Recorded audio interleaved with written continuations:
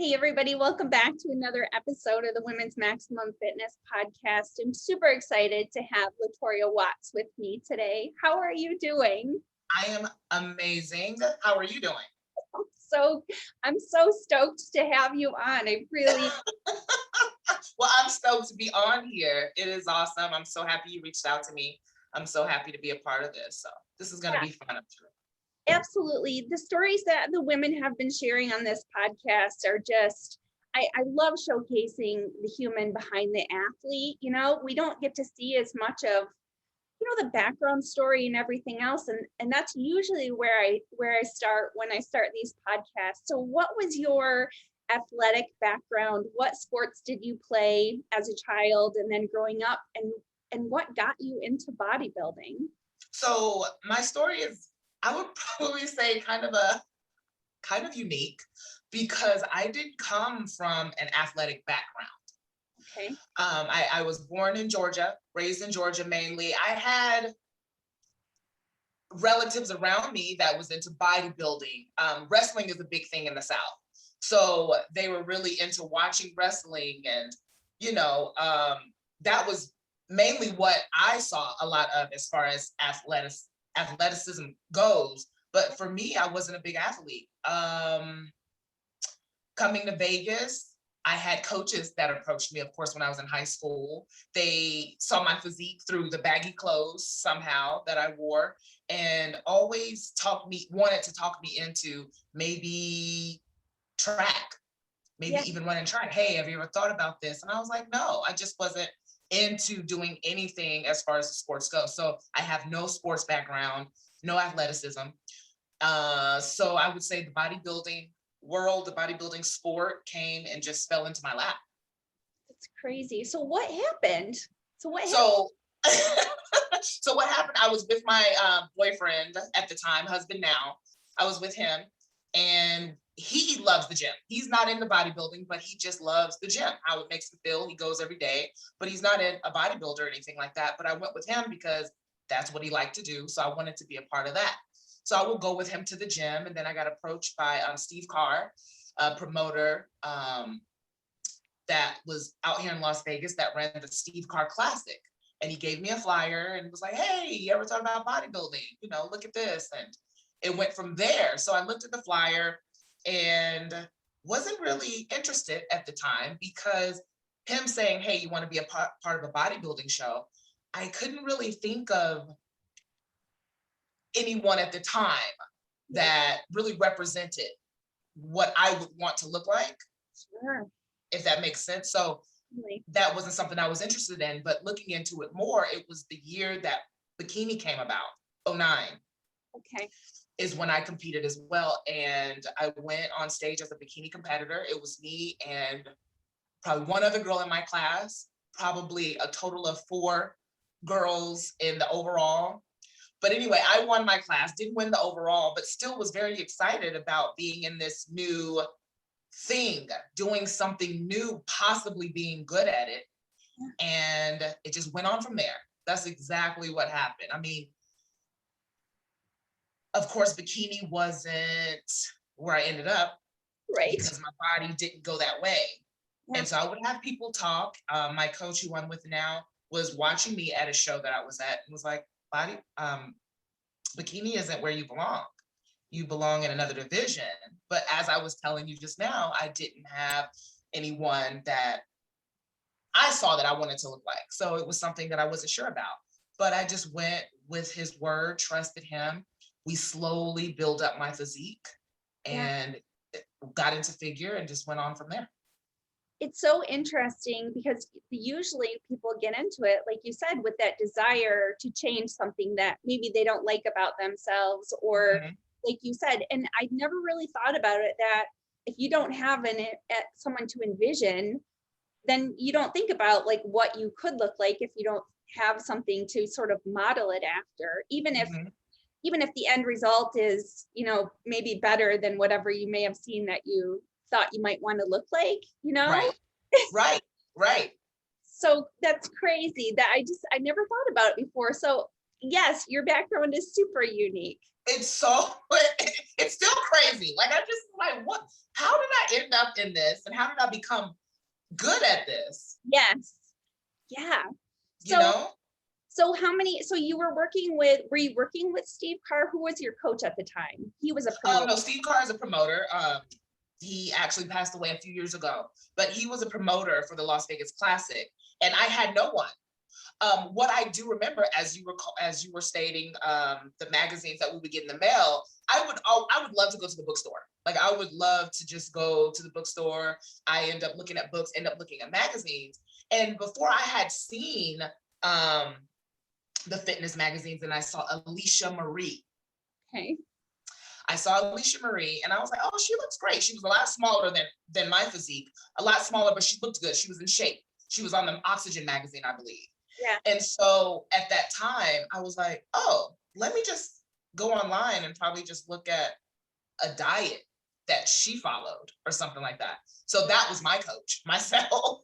Me just following a diet that she had, and then just going to the gym and doing workouts that I didn't know that I was doing. I had no idea what I was getting into, basically.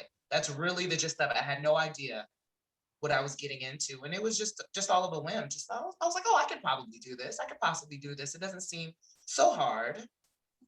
So how realistic was that diet that you found in the magazine? Because I always what was it? I think it might have been like some smoothies. I don't know if it was her competition diet. I think it may have been just like her everyday. So I think it was some smoothies, some salads, some protein. So I had no idea about protein intake, carbs, fats, any of that stuff. But it got me, I guess, first place at a show. It got me on that stage, and it got me first place. So it was pretty realistic at the moment, but it didn't keep me there. When I continued on and did more bikini competitions, I was placing last, dead last. So I was like, whoa, okay, so this is not probably something that I'm good at. And it wasn't that, it wasn't where I belonged. I belonged in figure. Yeah. I got with a coach at the time. To add to the diet thing, I do want to say that now that you said it again, it just brought back memories. Looking in those magazines, you would see like a diet that it could have not necessarily a prep diet, but a typical diet of Wilkins or something like that. And yeah. I remember when I was reading those first, because that was kind of my first look at what initially I had always thought, 1,200 calorie diets, you'd get diets from like Good Housekeeping magazine or something like that, right? And seeing those, I remember thinking, oh, they eat 3 or 4 ounces of protein like 4 or 5 times a day. Like it was the first thought of like, this is really, you do consume, much more protein than the average diet. So very, very much so. Yeah. And so they weren't bad. I mean, that's just kind of another thing I was thinking. Heather and I had said, I wish they would bring back the magazines, because I think people could really benefit, the average person, from just seeing an example of what a healthier diet is supposed to look like. Because people don't have enough protein in their diet, And they don't know. Yeah. I mean, everybody's different. That's the thing too. Sure. So maybe that would push people just to probably find out what's the amount of protein that they need to build the physique that they want. Right. So that is true. Yeah, they should bring that back. But then you have it online though. Yes, I know. Exactly.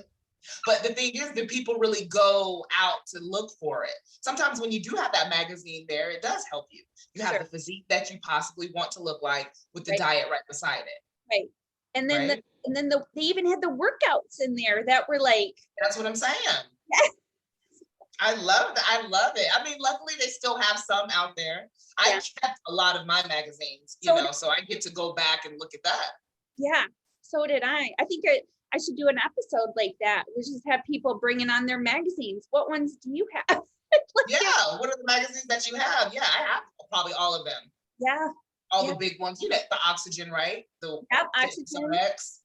Yep, Shape, Muscle and Fitness, hers. Flex, yes. All of those. Yeah, and Muscular Development had mostly the guys in it, but then and Flex, which I think are combined now. I think you're right. I think so. So great. So how many years were you doing bikini as you transitioned into figure? And then what happened when you first stepped on stage with figure? In figure, let's see. So '09, I did one show, Yeah. the Las Vegas Classic. 2010, I did the Las Vegas Classic again, did not place. But then I was just so determined to stay in bikini. As I was telling you, like I just didn't have that visualization of Yeah. of a woman in figure that I really like looked up to at that time anyway. Yeah. So I really was adamant and wanted to stay in bikini. So I got with my coach after my last placing in 2010. And he was telling me, I think your body wants to go towards figure. I think that's where we need to train. I feel like this is going to be the division for you. And I just like, nope, nope, nope. So I got with my coach, Manny Torres, that's a local in Las Vegas. I got with him and he listened to me and he trained me for bikini. So we did bikini again, one more time in 2011. I went off to California and did a show. I was like, you know what? Maybe I just need to go somewhere else. So I went off to California, did one of the John Lindsay shows out in California, didn't place. And I think that might have been in March, maybe March sometime, March of 2011. So then I got back home, got with my coach. I was like, you know what? You're right. I trust you. Let's just train for figures, see what happens. So we did. We put some serious work in for those few months, hitting back and shoulders and legs, and put me on a diet. And I went back out to California that same year. I believe it was the California State Show, end of May, because I know it was always around my birthday time. So I went out there, did that show, and I placed 4th in my first figure. So I was like, okay, maybe this is for me. Right. So then ever since then, we just slowly built my physique up. I would watch my physique grow, watch certain things pop that I've never seen pop before, or certain developments or striations. It was really a fun process, really a fun journey. And we just continue to work and do shows. I might have always been in the top 5, 4th, 5th. And then 2012 was the year that I took an overall win at the Las Vegas Classic, the same show that I went in bikini. I ended up winning my very first show there in figure.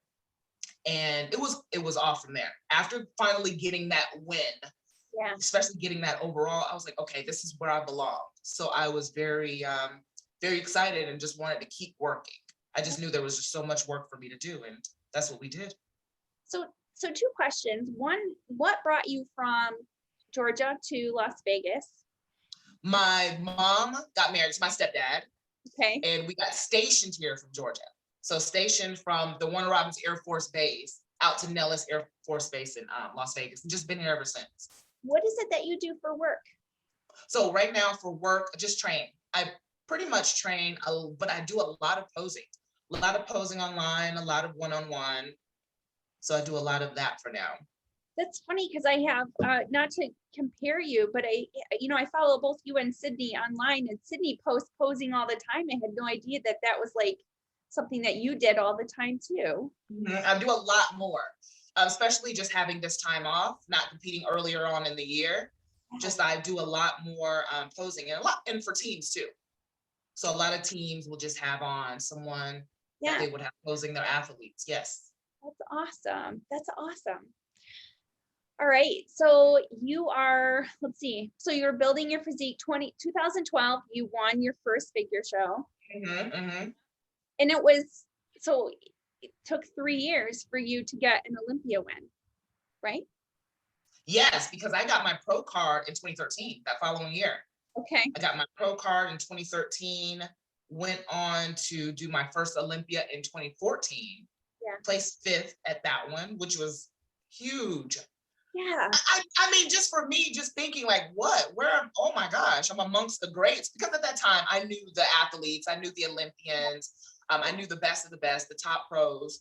So just being in a lineup and being called out in a lineup with those athletes was like, whoa, in my first Olympia. Yeah. And everything that took place from there just wasn't, I don't know, maybe just wasn't it wasn't my idea. Like, I didn't think I would go that far that fast. Yeah.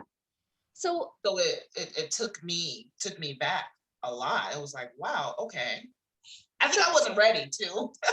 Well, like momentum just kind of built up. Like you had a direction that you were going. You knew kind of a look that you were going for. Did you ever find a person that was competing that you thought, I want to look like her, or that's kind of what I can envision, or I want to beat that person? You know, It was many of them. Yeah. So actually knowing more about the sport, knowing about the organization, the division I was in, I started seeing more of the athletes. You know who's the very first one? I know I told you Alicia Marie, but she had a lot slimmer physique than mine. But someone that was more ideal, Ava Cohen. yeah, So I remember seeing her and I was like, whoa, I would see her just by looking at pictures because of course I was more intrigued to see more of the different physiques. So seeing her, I was like, whoa, I remember showing my boyfriend at the time. Or my husband, I remember showing him, whoa, look at her. I was like, no, I can't look like this. Look at that. Oh my God. I wonder what she does. Like she probably diets like this. She probably trains like this. I was like, I could never look like that. So that was one of my physiques. And then it went off to Larissa Reese, who's a really good friend of mine as well. And then getting back to more realistic, more of the physiques that was more representation of me, Candace Lewis, of course. yeah, You know, seeing her because at the time I went pro, she had already went pro. I think she went pro in 2012, I think.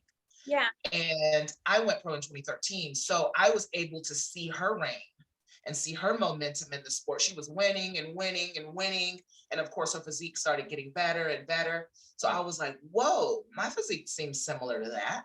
yeah, I was like, that's what I want to look like. Not yeah, necessarily that's what I want to beat, but it was like, that's where I, you know, was hoping to get to. yeah, So those are the athletes, you know, that I remember that I looked up to and wanted to look like. yeah, And then just getting there and doing well, that's when Sydney, of course, would come in the mix because we started competing at the same time. We did our first Arnold together. We did our first Olympia together.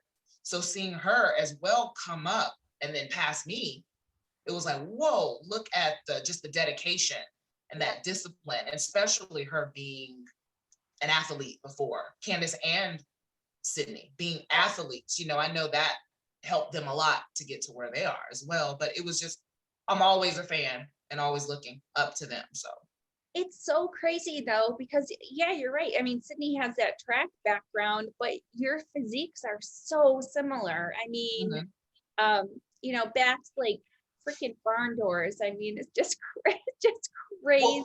Well, now that makes sense why those coaches kept coming after me to run track in high school. I'm like, man, what would my physique look like if I did that?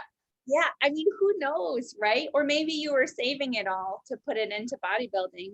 Maybe, but the thing too, me being in high school, a lot of people don't know, I was so ashamed of my physique. What? That's why I said I was always covered up. So I was like, how were these coaches seeing what? Well, of course I would have to dress down or get dressed for PE, which I hated to do. Yeah. Because I knew I looked different. Why? Oh, you were muscular. I was not muscular, but I had that shape and that frame. You know, like that small waist still. Yeah. So of course my legs and butt. Yeah. You know, it sat out there a lot more than other physiques. So it wasn't like the small girls. Because in high school, right, you want to look like the small girls, the slender girls. Nothing muscular now. So who would have known that the physique I was ashamed of in high school would be an Olympian physique? That's cute. So it's kind of funny. It's kind of funny. Well, Latorya, how old are you? I am 40. See, yeah, and you grew up, see, I'm 45, and it was that time when it was like Heather was saying that too, the thigh gap, and it was skinny. Everybody was skinny. So, you know, like I'm a farm girl and I got thighs on me, and that was not good when you were in high school. In high school, exactly. Yeah. So I was always covered up. I had my Dickies on. That's what I wore, Dickies. I always had Dickies from head to toe, just covered up. So I feel like all my friends that I went to school with, junior high school and high school, they're like all shocked. Like that was what was underneath all that. I'm like, right? I was so scared. Oh gosh. So this was meant to be for me. It was just meant for me to just come out of my shell. Whatever this sport brought, you know, it definitely was a positive thing for me, just to have some security and to just, be a representation for others watching, being that I didn't really get a lot of coming up and coming into this sport. So I just feel like it was meant for me to do what I do and to have accomplished what I've accomplished for someone else. Yeah, absolutely. Well, and I mean, there you are, you're one of the most memorable physiques, ever to grace the Figure Olympia stage. Like, it's embedded in my mind that you, Candace, and Sydney doing quarter turns, because it just, you're locked in, because it's like, what's better? Who's trying to find the flaws? Because it was just like, the three of you are just, the teeny tiny waist, and it's just phenomenal, Yeah. So what's next? What's next for me? Just continuing on in the sport, continue to compete, to continue to put my time in the sport behind the scenes as well, because I do judge. I'm an MPC judge. I help out a lot of times backstage with interviews, and just all other things with the sport, helping the athletes when we have the seminars, and just everything within the sport, just giving back, right? Giving back my time, knowledge. Yeah. That's what it's about. Do you anticipate like a year, like that you are going to stop competing, or are you just going to keep going until you decide to quit? I think that's what it is. I will continue to do it as long as I have a passion for it. Yeah. And when that passion is gone, I'll step off stage, but still be involved. Yeah. So I don't see that being a bad thing at all. I mean, you can't compete forever. Sure. Right? I mean, actually, I guess if you're Dexter Jackson. Right. Then you can. But, or actually, you know what? I'm speaking for myself. I put it out there that you can't compete. I take that back. You can compete as long as you want. Do it for as long as you want. But for me, I know I need to have just that passion, just that drive for it, that excitement, that fun. And once that's gone, like I said, I'll just stay involved. Yeah.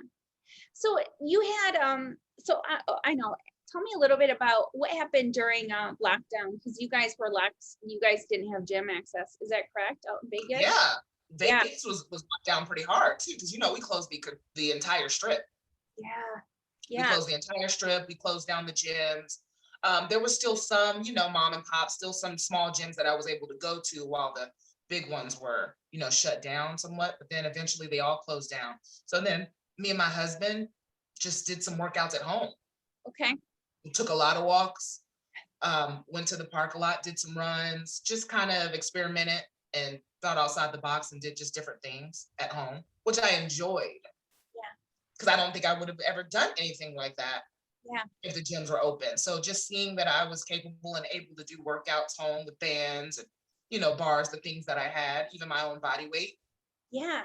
We did that. We took advantage of that. So that's how we did our lockdown. Nice. So there was a break, right? Didn't you take a break did you take a break from the Olympia one year? Like, I did. So first Olympia 2014. So I competed 2014, 15, 16, 17. Yeah. And then 18, I took a break, even though it was 2017, I probably should have took that break. But 2018, I did. I took a complete break that I knew I had to take because I ended up being diagnosed with fibroids. Oh. Tumors in my uterus, which I had known I had back in 2009. So in 2009, early 2009, I knew I had fibroids then, but I had gotten a procedure to shrink them. Okay. Which was just treating it, treating the issue that I had. It didn't get rid of it. So it was just shrinking the tumors at the time, which were still there. So just over the years, they just came back and grew. But 2017, I started noticing a change in my physique, hormone balance and all that. And then 2018 is when I had very bad symptoms from them. And I knew I couldn't compete that year unless I had surgery early on in that year, but surgery is what I was really trying to avoid. Yeah. And then I had a really bad accident that happened back in March where I knew, okay, I need to have this surgery done. So I ended up getting What was the accident? What happened? The accident was I was leaving the Arnold Classic. I wasn't competing that year, but I was doing interviews behind the scenes, doing really, fun stuff for the organization at the Arnold. Yeah. Came back and my husband was waiting for me at the carousel, got my luggage, and we were waiting for another friend of mine that was with me, and he wanted to wait and get her luggage. So he got her luggage as well, came back to me, and all of a sudden I sneezed and blood was everywhere. What? Because those fibroids will make you have like really, really, really heavy periods. Yeah. It will extend your uterus. It would cause pressure on your uterus. So that's what ended up happening to me. And of course, very embarrassing at the time. And I was like, oh my God, this is really serious. Because before I would just, maybe wear pads or Right. something, on those days where I knew I was really heavy. Yeah. But I think that probably just needed to happen for me to be like, all right, this is serious, need to get this taken care of. And that's exactly what happened. So anyway, so that happened. My husband was perfect. He took care of me. He said, all right, let's go. He didn't freak out at all, which helped calm me down. Yeah. Went to the bathroom, did what I needed to do, went home, and I was like, all right, we'll do this. So I did. I went to the doctor. He was like, well, we know what we have to do. He says, but I know you want to compete. And my doctor was all a fan of mine. You know what I mean? Like he loved what I did and he supported it and was like, all right, we could probably hold off a little bit. And he was giving me just natural herbs that I could take to kind of just eliminate the heavy bleeding and the pressure that I would have. Yeah. And in my head, I was like, okay, I can do this. I can compete. I can compete. I can still do this. Still putting that as number one. I can compete. I can do this. But then just having the family around me, having really supportive friends around me, having my coach just really talking to me and saying, no, it's okay to step back. It's okay to take a year off and take care of yourself. That's what you should be doing. And that's what you should be representing for the sport. Yeah. And that's what I did. I stepped away, handled my business, took care of myself. And now I'm the best ever that, that I could be, feel the best mentally, physically. Yeah. And that's why I said I would just compete if that passion's still there. I'm not going to force something. Yeah, absolutely. Yeah. Oh, well, that's great. And I'm glad that you got all those things taken care of too, and you're healthy. I mean, yes. Obviously, the goal through it all is really to be able to, stay healthy. You know what I mean? Mm-hmm. Yeah. Mm-hmm. Absolutely. That's what it should be. Yeah. That's what it really should be. That's why I'm always just enforcing and telling people, hey, take care of you first. The stage will be there because the stage hasn't went anywhere. It was there, right? When I competed again in 2019. Right. And I came back looking the best I've ever looked and had the best time. So the stage will be there. Just take care of yourself first. Yeah, that's awesome. Well, so do you ever struggle with body image now? Of course. In the earlier years of competing, yes, because you see yourself on stage just as lean and ripped as you ever could be. Yeah. And then you get off stage and you're up about 10 pounds, looking totally different from stage. So I had to really get adjusted to that because it does mess with you mentally, of course. It gives you even more insecurities before you even stepped on stage. But I got to fight through that and, just talking to other athletes and just understanding the process. Yeah. I don't feel like that insecurity is there anymore, that, that negative body image. Yeah. So what do you do as far as like your training split? Can you talk a little bit about what that looks like? Yes. Well, in figure, of course, now just kind of being off season, I'm able to train everything. Yeah. But of course, in figure, being training for figure specifically, I always had my split where I would have 2 shoulder days a week, 1 big back day, 1 leg day, and then the next following week it would be reversed, 2 big back days, 1 big shoulder day, and leg day. And then as far as core and glutes, I would kind of hit my core and glutes during fasted cardio. Okay. That's when I would do my own thing. But as far as my training split, that was always done with my coach. I would always train with my coach. So I was lucky enough to, have my coach here in Las Vegas with me. Yeah. That's a really good split. I mean, that makes a lot of sense to do it over 2 weeks. And Yeah, that makes a lot of sense. What do you mean that you did your core and your glutes with your fasted cardio? Oh, you mean like you would do it afterwards? Like you do Right. Like, okay. right. Like I would warm up. I would warm up for my fasted cardio and probably hit my glutes, target my glutes with a band, do Yeah. some ab work, and then my fasted cardio. So I would always hit those muscle groups as well during my fasted cardio. And then my bigger muscle groups I would hit up, like I told you, in those splits with my coach. Do you do cardio year round? I do. I keep it in. Maybe now I might do it 3 to 4 days a week.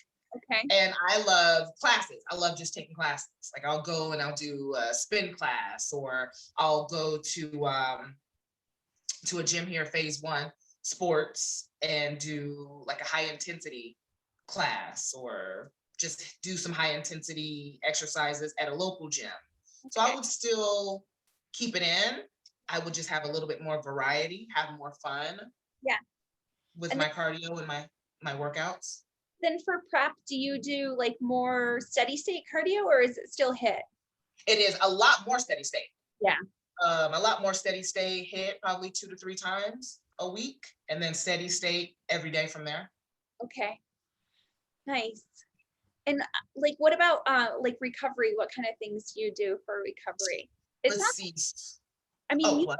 you have like 3 days a week that you're not training. So you have three, if you're doing right, 2 days a week that you're not training.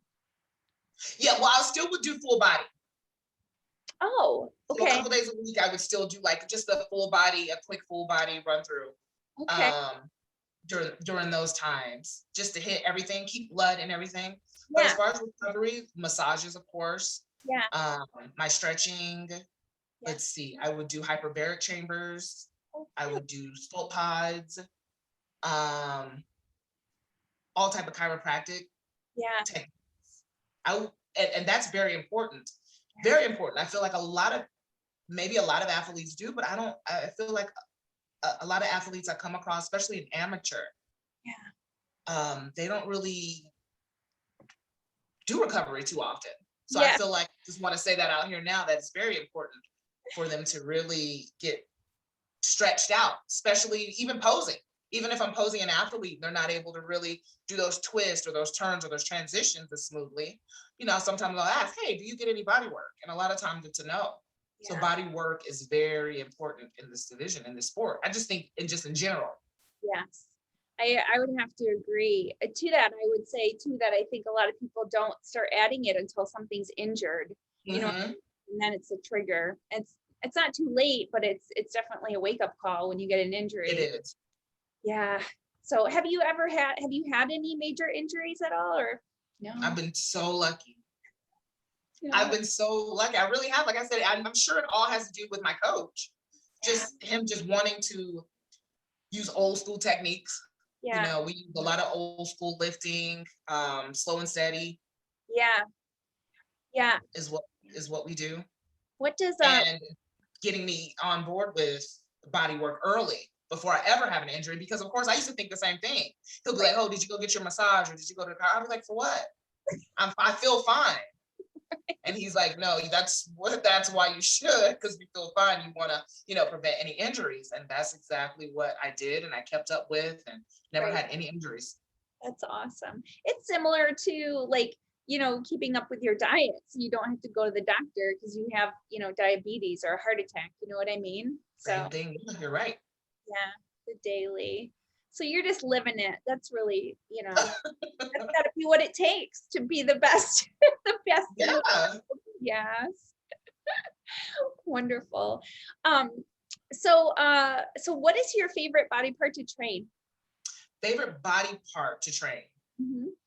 It still is back, but I feel like lately it's been legs. Okay. Before I used to hate it. I used to hate legs, of course, like, oh my God, the soreness the next day or 2 days after. Right. But now I've been embracing it. I've been embracing all the workouts for my legs because I always had to hold back on my training. Coming into the sport or transitioning into figure, it was always, oh, you're too bottom heavy. You're too dominant down below. So I had to cut back a lot of my training.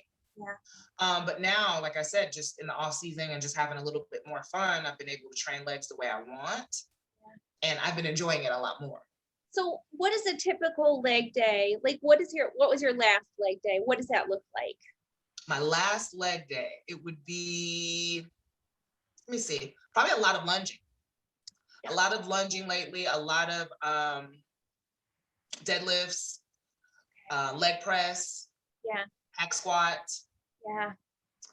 But I've also been incorporating more bands just to fire the glutes and get those, warmed up beforehand. So I feel like that's been helping a lot. Yeah. But that's my typical leg day. In and out, like, just hit it hard, in and out. Don't think about it. Don't waste too much time. Just hit it, feel that pump, get that sweat, and feel good. That's how my leg days have been lately. Nice. But it's a lot of compound moves though. I mean, that's like you said, it hurts. I think sometimes people go into like their leg extensions and their leg curls and you're like, no, you got to hit the big lifts, right? Yeah, you got to get them. Burn those calories. You got to hit those big muscles. Exactly. I mean, of course, there'll be days where I'll do that. I'll do my extensions. I'll do my leg curls. I like to try to do, but when I do go lighter like that, I like to try to do isolated and do single leg exercises like that. Yeah. Yeah. But I think what has helped probably to the recovery anyway is more of my dynamic warm-ups. I do a lot more dynamic warm-ups, a lot more dynamic stretches before exercises too. You need to write a book so that we know how to train. I know. I've been thinking about stuff. It's coming. All that's coming. Like I said, all the knowledge I've had over the years, all the knowledge that I've been given. Yeah. Have to share it. Absolutely. Yeah. When I start my magazine, then I will have you write for. Yeah. Let me know. I can definitely put some stuff out there. Straight to the point. That's what people need. Just straight to the point information. No. Don't beat around the bush.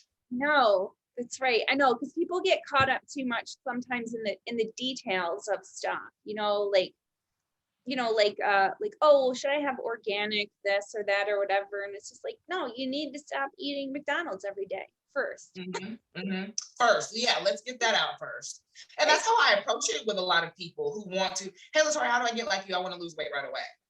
Yeah. And it's like, well, I'm not going to give you a program. I'm not going to give you a diet. We need to know exactly what it is you're eating right now, and then slowly start eliminating. You don't want to go from A to, be right away. No. So, it's all about eliminating things that aren't good for you. Obviously, something's not working. So let's find what that is and eliminate that first. Yeah. Minimize it, at least. Moderation. Right. Right. Well, and I think people think about, well, I want to look like that, so I got to go on a diet or do a training program, and then I'm going to go off it. And that's not how it works. You need to figure out what you can do continuously and make it a lifestyle.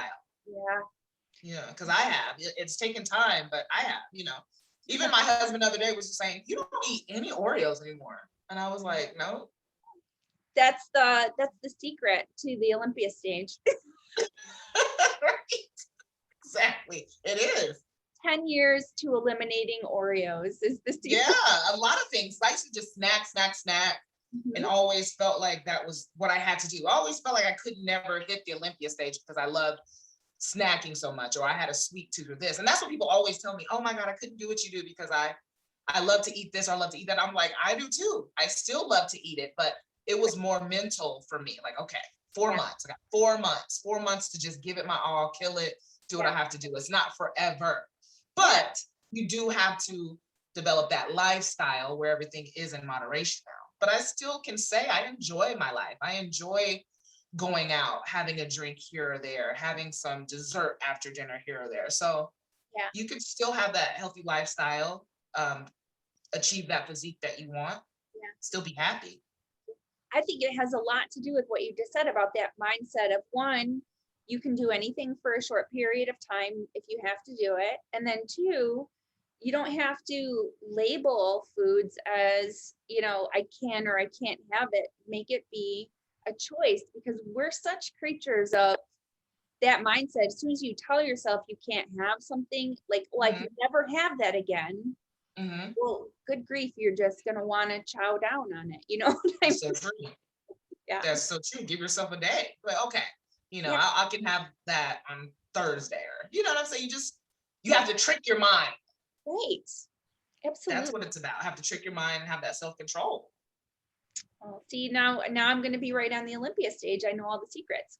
See, now you know. And I'll be there behind the scenes, ready to interview you when you win. She's like, I taught her everything. I taught Deb everything she knows. On that interview, I told her everything she needs. Exactly. I'll be like, Team Oreos. So, all right. Is there anything else that you would like to share or plug? And then we're going to go into a little 10 question roundup here. Or anything you just want to, say to your fans or to women in general? And I mean, always to fans, all the fans, women listening, of course, just know that everything is a marathon. Yeah. Right? Not a sprint. Take your time with everything. Enjoy your journey. Enjoy wherever your journey is, not just necessarily in sports. I'm sure there's probably people that will listen that's not into the sport, but probably very intrigued by our stories, and just let them know that, enjoy your journey. Wherever that journey leads you, enjoy it. Remember it. You always are taking that step day by day to get better and better at whatever it is you're doing. Yeah. That's always a thing. And as far as plugging, of course, my sponsors, I've been with Chic for, I just renewed my contract with Chic for another 5 years.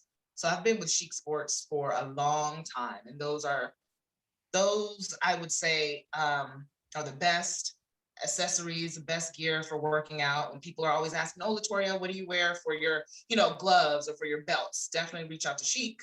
Meal planning, if anyone's out there that are struggling with diet, struggling with meal plans, Trifecta Nutrition is who I use. They're my sponsors.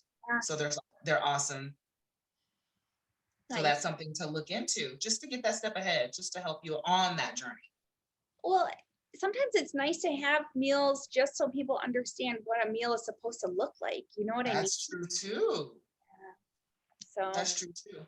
There's a lot of athletes that are using Trifecta. I know, a couple of years ago, meal companies were just booming, but Trifecta has really teamed up with a lot of the best athletes in the industry. They have a lot of variety, a lot of knowledge, a lot of options for you. So I think that's what it is too. They have because people now are like keto or vegan or vegetarians. They have those options. Yeah. So pretty much leaving it to where there's no excuse. Yeah. What is your diet? Is it pretty much anything fancy about your diet or? No, I know when I need to clean it up. Mm-hmm.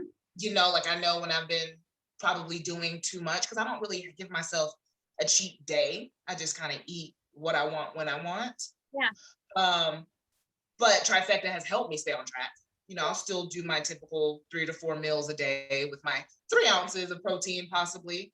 Yeah. My carbs, my fat, stuff like that. I keep my scale handy, but I kind of can eyeball foods that I need. But nothing's too fancy with me. Nothing's too clean, too strict. Yeah. But not too dirty as well, Yeah. And then how many weeks do you usually take before you start prepping for a show? I would take about 4 months. Okay. So probably 16 weeks. Yeah. I think we're at that 19-week mark right now before the Olympia is scheduled to happen.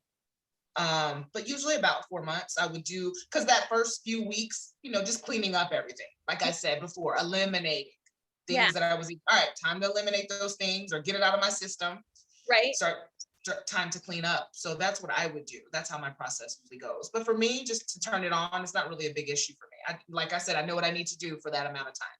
Yeah, that's amazing. Well, it's going to be another great year. And I feel like we've all survived getting past 2020. So, so the Olympia is going to be pretty awesome again this year. I think so too, yeah. I wonder if they're ever bring it back to Vegas. I know it's going to be in Florida again this year.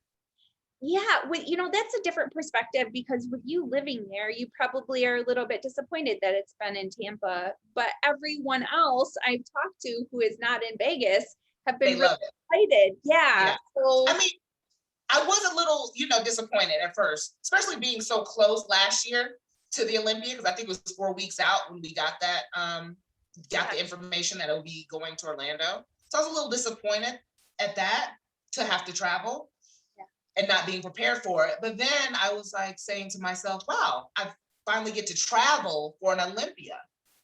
Oh yeah. Yeah.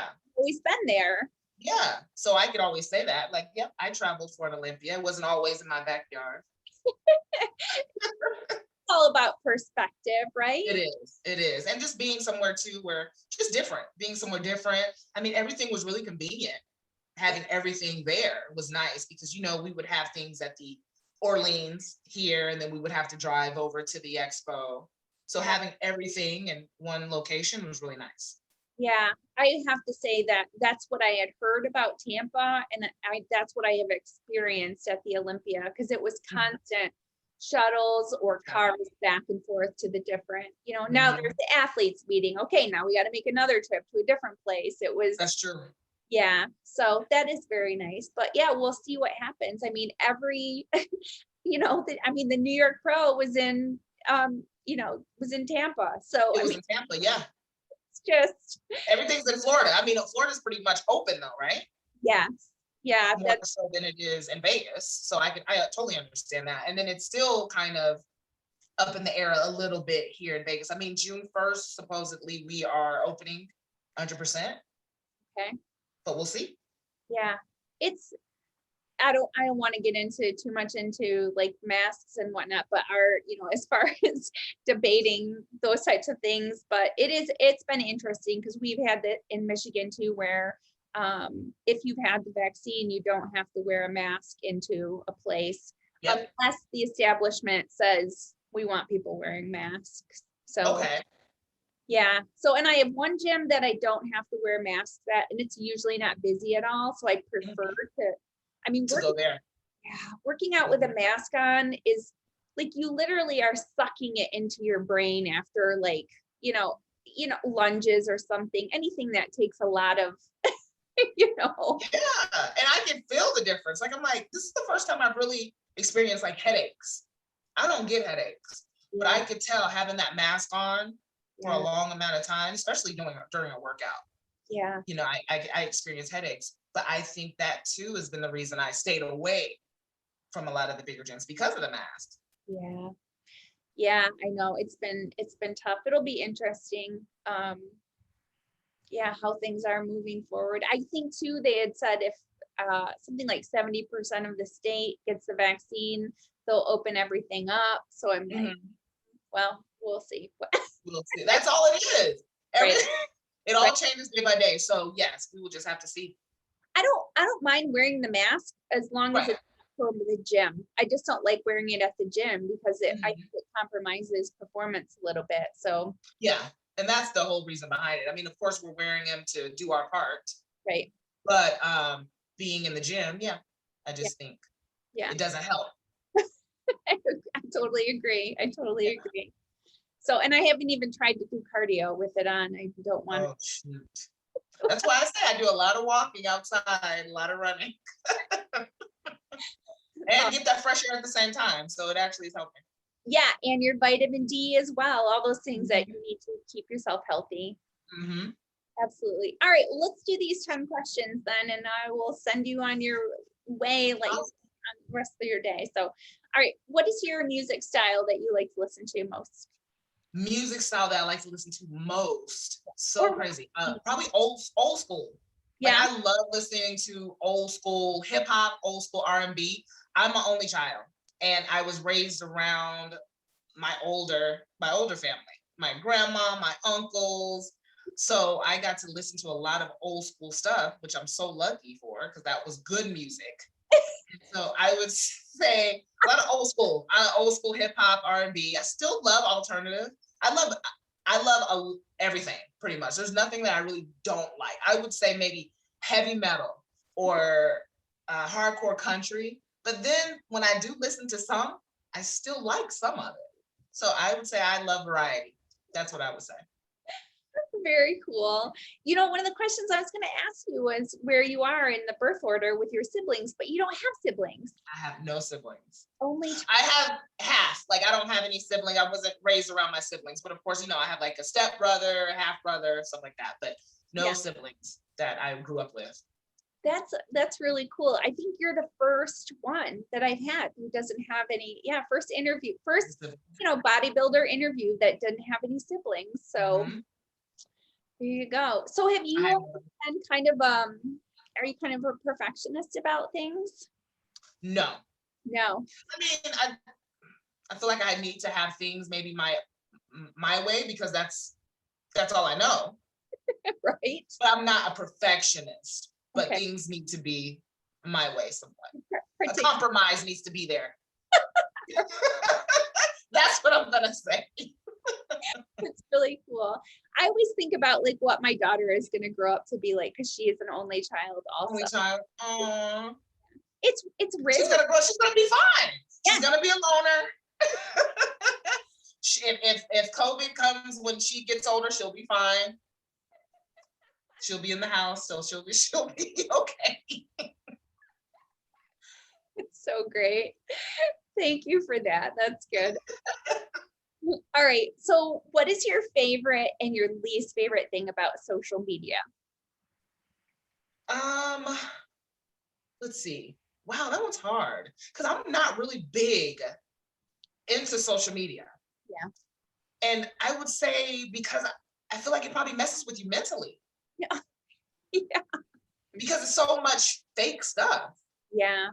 It's so much fake stuff on there. You don't really know. Nobody's really authentic. I mean, you might have a handful, but nobody's really authentic. So you don't know what to believe, and you might be insecure about some things that you come across that aren't even real. So I just think it's like a mind. I don't know if I can cuss on here, but a mind fuck. Like I just think it just totally messes with you mentally. Yeah. I would say that's the most negative thing about social media. I mean, I get on there, I do my thing, I promote my sponsors. You know, I might put a post up here and there. I love to bring positivity. I'll put a lot of quotes up that I feel like I need. A quote that I feel like I really need at that time, I would post for someone else. Yeah. You know, I do that, but I'm not big into social media. I mean, when I get my own business and when I have things that I really want to put out there for other people that can benefit other people, you know, I'll post a lot more, but maybe just this time in my life, I just am not posting that much because you have everybody else that posts all their life. So they have that. Is potential free advertising for you when the time comes. And that's the positive thing about it. Yeah. I would say that's the positive thing about it. You're able to promote your businesses, you know, move forward positively and share your experiences and things, like I said, that will help others. But the negative part, I would say, not for myself, but just other people that are around me. I know that social media for them really messes with them mentally. Yeah. I think that, and maybe for some people they need that validation, but you don't. That's where I think social media has messed up, is people feel like that's a validation for them to live their life or do things a certain way. Yeah. It's not good. I think you're pretty secure in who you are, so you probably don't run into, but I can see, you know, a lot of people, or, you know, I think that comes with age also. I think if you're younger, it's probably a lot harder not to play the comparison game when you know who you are or you're older. I tend to be like, I appreciate, you know, like if you see somebody who's beautiful, you don't think, oh, I wish I was beautiful like them. You think, oh, that's a beautiful person. You know what I mean? True. Yeah. That's true. So, but it's a tough time, I think, too, especially for, you know, people who grew up with it, or it's, you know, are younger and trying to, handle the mental aspect of it. I totally agree. Yeah. Let's see. Do you have any phobias?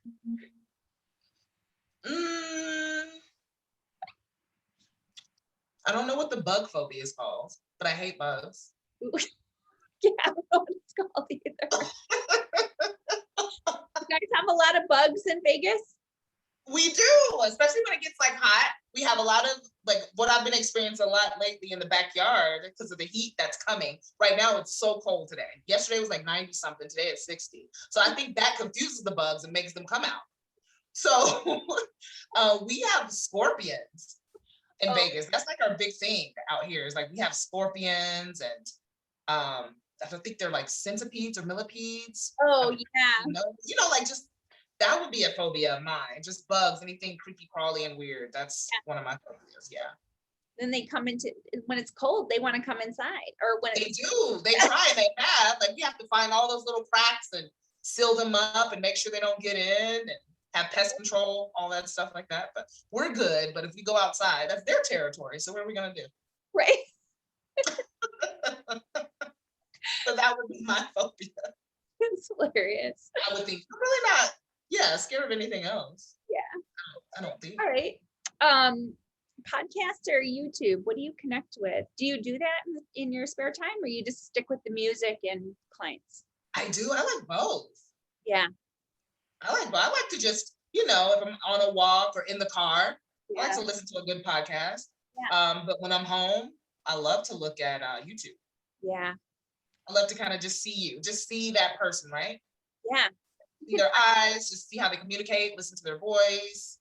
I love to look at makeup. I don't know why. That seems like that's really like soothing, like makeup tutorials. Yeah. Like soothing for me. Yeah, it is. And makeup has come so far now with with contouring and like you said, people are putting videos out now, so you can see like anything. If you want to learn how to do anything, you can. Anything, even around the house. Like my husband's like, baby, I think you need to probably, look at the AC or fix the AC. I'm like, YouTube. Yeah. You don't need to call anybody. Let's try these YouTube videos first. Go from there.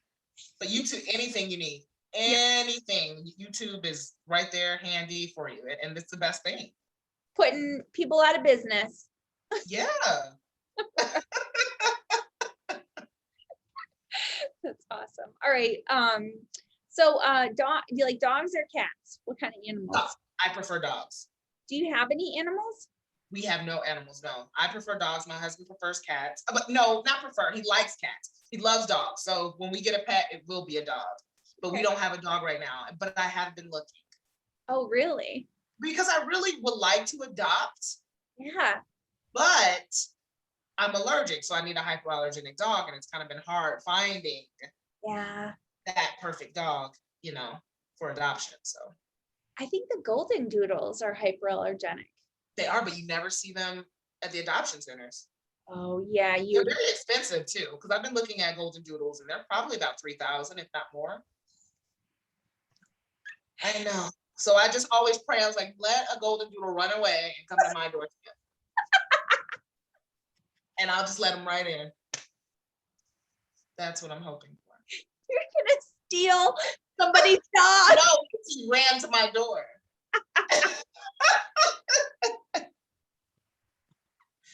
He ran to my door. So I'm like, oh, thank you.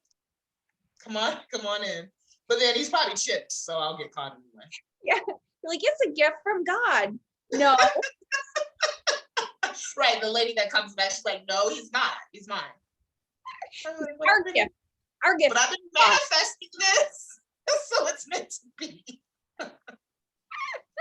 You're like, no, I prayed for him. I prayed for this baby. But yeah, we'll probably be dog owners sometime. But I like to get out. Right now, we just have so much freedom, I like to just get out and do our thing. And having friends that have dogs, I'm always seeing them having to have someone dog sit, or maybe they have to turn the dog in somewhere. Yeah. As far as like a overnight resort for a dog or something. But yeah, it's definitely a whole other element you're going to be adding to your life. It's work. Yeah, all that stuff. So let's see. So heels or sneakers, what do you prefer? I definitely am, and I'm in sneakers a lot more than anything, but I love a good heel. Yeah. I love a good heel, just an excuse to wear a heel and get out, just because I'm always in sneakers. Yeah.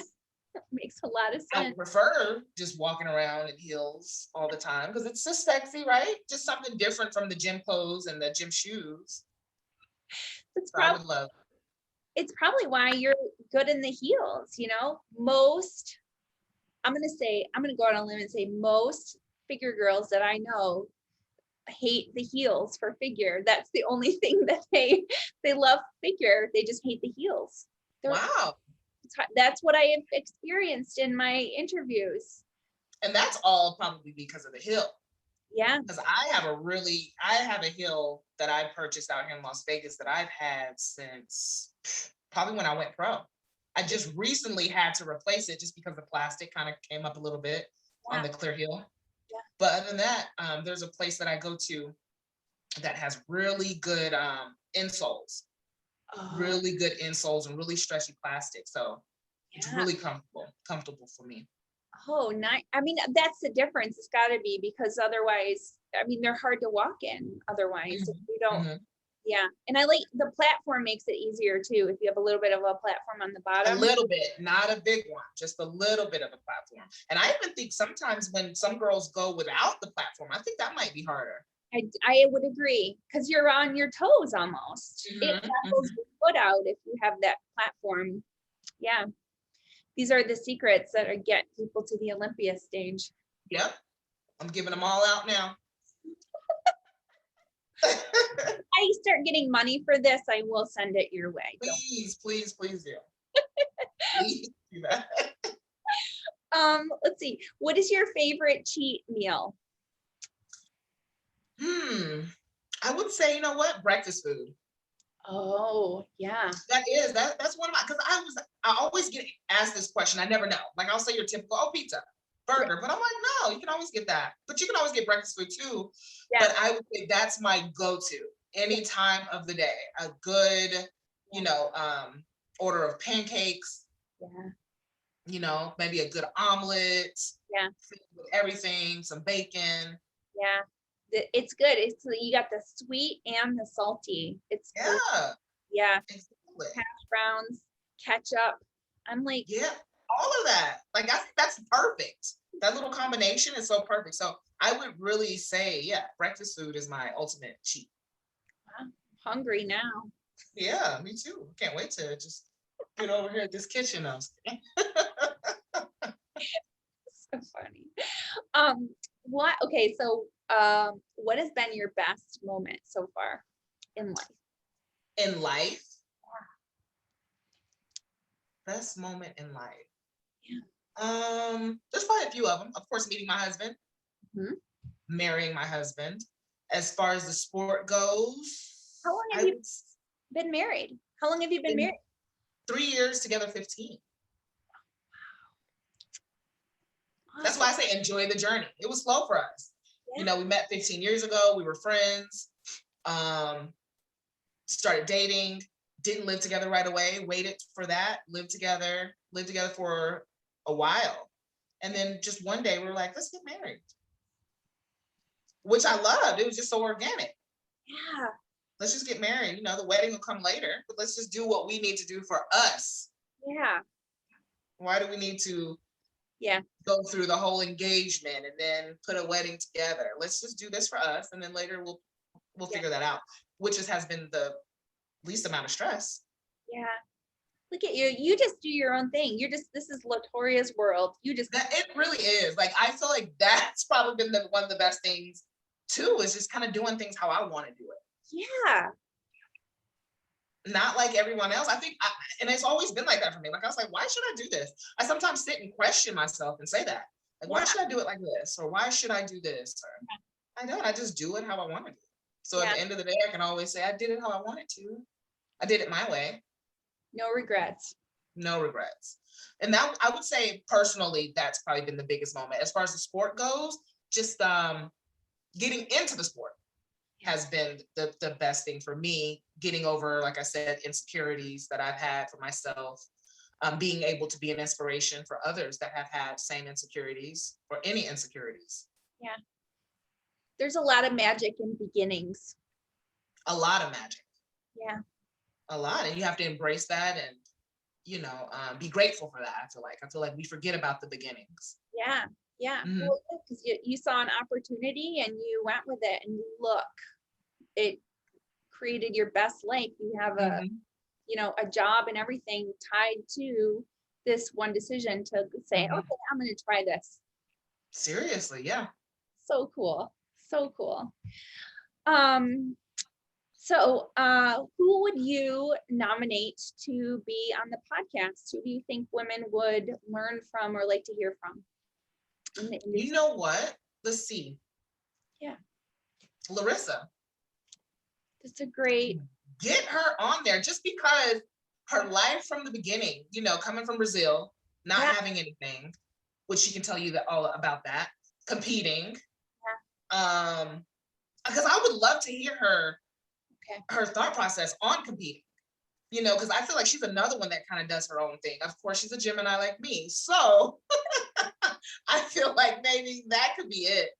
But just her process of competing, retiring, having kids later on in life, having a business. It's a lot that you could learn from her, a lot that other people can learn from her. So I think she'll be the best person to have on the podcast, the best. And I will look forward to listening to her and listening to more of your podcasts as well with the other athletes from before and then that you're going to have in the future. But she would be someone that I think would be very interesting. And then her new business, I believe she's in nutrition. Okay. She's in nutrition right now and into, you know, vegan lifestyle and eating plant-based. So that's it. That's who you need. Super. All right. You're going to help me get her, right? You're going to. Oh, of course. I'm going to reach out to her today. Today's her birthday, by the way. So I'll reach out. All right. Yep. You reach out to her, and then a couple of days, I'm going to be like my friend Latorya. Thanks that. Yeah, I think it'll be awesome. All right. Very cool. That's exciting. Well, I just want to say thank you so much for the opportunity. It really means a lot. It was so awesome. I'm glad you reached out to me. Yeah, I love to talk and just be real, you know, just let loose and talk about everything. Life, sport, anything. Well, your answer was, you were like, I will take any opportunity to encourage or empower women. So I'm bored. You know, that's the goal of the podcast, is to hear. And that's what it's about. Yeah. So very cool. All right. So where can people find you if they want to, you know, sort of follow you on Instagram? Well, it's my name. So my handle is @Latorya Watts. I kept it very simple for everyone to reach out to me. Yep. And I'm on there as far as you could reach out to me through DM. Yep. And I would answer my DM. That's how we connected. So yes. Yep. Of course, you could reach out to me that way. Anytime you just want to chat or you need advice or, you know, want to put something together as far as training or posing, you know, just reach out. Perfect. All right. Well, this is Deborah Jean, and I am BuffCake22 on Instagram. You can follow the podcast at Women's Maximum Fitness. You can find us on Apple and Spotify. This video will be on my YouTube as well. And just to remember that healthy looks different on everybody. So have a great day.